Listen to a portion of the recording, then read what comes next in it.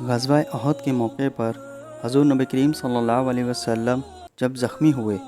اور یہ افواہ پھیلی کہ آپ صلی اللہ علیہ وسلم کو شہید کر دیا گیا، تو حضرت سیدہ فاطمہ الزہرا بھی ان میں شامل تھیں، جو شدید غم سے نڈھال میدان جنگ میں پہنچی، اور جب آپ صلی اللہ علیہ وسلم کو دیکھا تو حواس بحال ہوئے،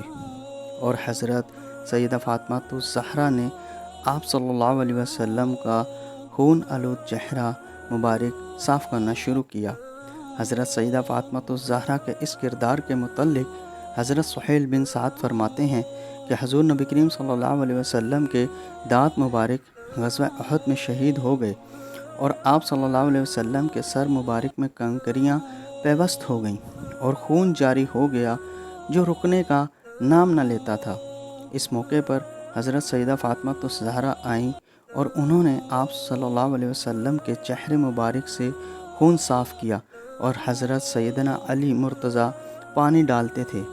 حضرت سیدہ فاطمہ الزہرا نے جب یہ دیکھا کہ خون نہیں رک رہا تو انہوں نے ٹاٹ کا ایک ٹکڑا جلا کر اس کی راکھ آپ صلی اللہ علیہ وسلم کے زخم میں بھر دی، جس سے خون نکلنا بند ہو گیا۔